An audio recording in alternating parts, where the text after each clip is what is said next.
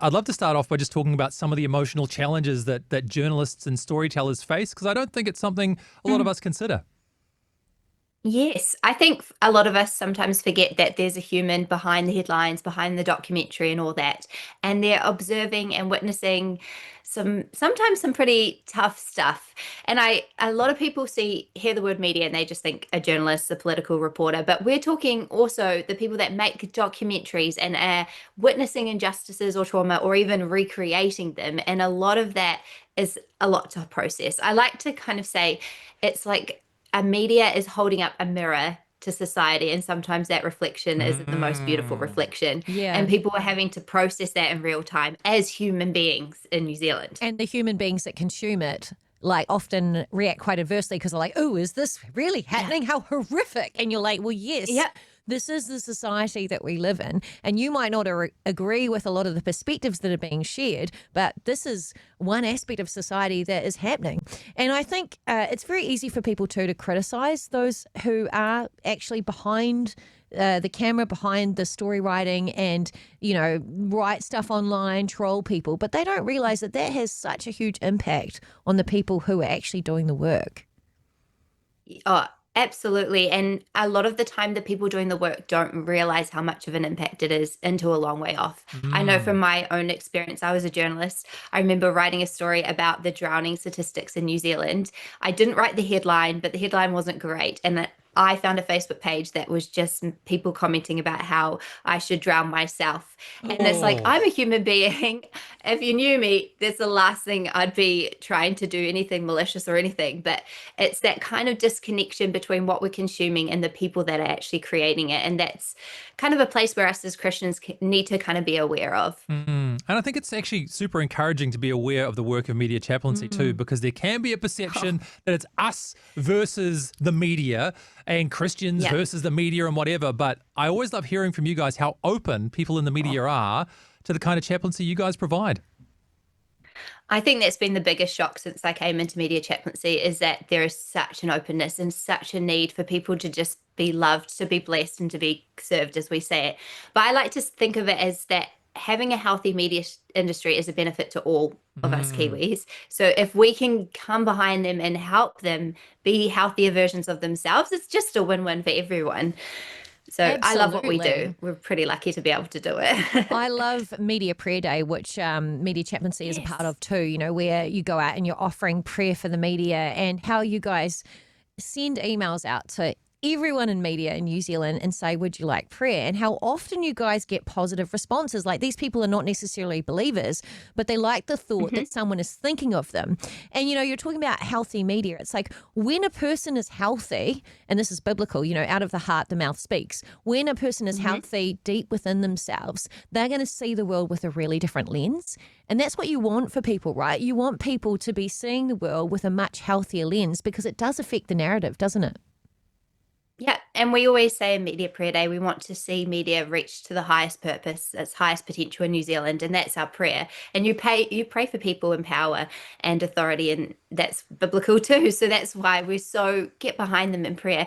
And we actually do. We email people in the media about if they have any prayer requests, and we've sent out emails for years, and 80% of people come back and they're positive and they're asking for prayers for like wisdom and stuff like that. We've Mm. never had anyone ask us not to pray for them, and we've never had a negative response. We just get zero response. That'd be the other 20%. How it's crazy. There's such an openness to prayer in our media industry. All right, stop what you're doing, everybody. Put your things down, because I don't know if you are really listening to that. Like, that is an astounding stat. So you're sending these out. 80% say Yeah. yes, please pray for me, and then it's Yeah. more not responding. But nobody says get stuffed. I don't want to hear from you anymore. Nope, not at all. We've But- never had that happen to us. It's crazy. That's so incredible. Crazy good. Crazy Well, good. let's talk about the difficulty in media, because it is Mental Health Awareness Week. And let's say someone's listening, they're involved in media, or they know someone that is involved in media. What are some of the signs that someone is really struggling with the emotional impact of their reporting? I see this a lot, but a lot of people, they just kind of compartmentalize it. So they're pushing through and they're burnt out, but they don't really know why they're burnt out because nothing's changed. They don't talk to their loved ones about it. That's a big one. Like if you're coming home from work and you're not talking to your spouse or even your parents about what's happened at work that day, you've got to kind of think, why am I trying to push it down and disappear from that world? We carry it a lot longer after it goes live than a lot of people realize. And that's why chaplaincy is so important, to actually have somebody to sit down, talk and process it and see if it did kind of ingrain itself in you a little bit more than you realize. Because the main thing is people not talking about it, not showing up to work, getting sicker more often than normal. You see all these little things that kind of, you don't have to have a big breakdown, but it's little things that kind of build up over time. Yeah, I actually, listening to this, I've always been a real shocker for not thinking stuff was affecting me. And you're going on day to day and everything, and then someday you react weirdly. You know, like you kind of snap at something, you're like, why is this bothering me? And then you think maybe it's not just that after all. So look, are there some strategies or some practices maybe that we can put in place that will help us keep on top of these, like our spiritual or even physical well-being? I love that.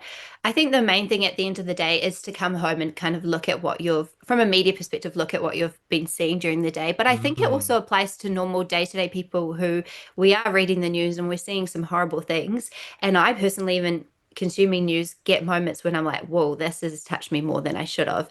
And sometimes that's a moment of putting down your phone and not keeping consuming it. I know when there's big events, the Christchurch shooting for me was a big one, and I was constantly on my phone consuming this information from in my work shoes as a journalist. But then coming home, I kept doing it. And I actually had to stop, put it down, and actually talk to my husband and kind of talk about what I was experiencing and what I'd seen, and kind of getting it out there in the open rather than trying to get it through your head. And I know lately in the last month or so, we've had some horrible news stories. And I've talked to journalists who have seen videos of things they shouldn't. No human soul should be consuming that stuff. It's not how we've been created to see. And so being able to kind of put your phone away and not keep trying to get more information, and actually talking about that feeling is so important. I couldn't recommend that more. And also coming to God with it and being like, God, I've seen stuff that I don't think my soul or my spiritual being should really have consumed. Be with me, come on, show me where you are in this moment. And I think that's a really important tip too. I love that we can bring this to God in prayer. And I have one more question for you, Elesha, and that's, how can the wider community play a role in supporting these people, these storytellers, these media people that champion the causes of the vulnerable? How can we be more supportive as a Christian community? My first advice I say to everyone is just take a moment when you see a story or something that really grinds your gears, and to look at that byline and think about the person behind the story. So before you email them, before you go crazy about it on Facebook, just taking a moment, there's a person behind that story, and stopping and praying, because praying is a powerful thing. We don't have to use it as a weapon, but we can use it in a way that we can bless and love this person that is behind that story. And I'd say take a moment, pause, and just pray about it and see what's come. And if you get wound up about it, get in touch with us at Media Chaplaincy. We'd love to chat to you about it and give you some perspective. That's what we're here for. We can play that middle ground. Thank you so much for watching that with us. If you want to watch the next video just like it, this is the one for you. We're so grateful to have your company on this channel, and there are so many more incredible stories. So make sure you like and subscribe right here.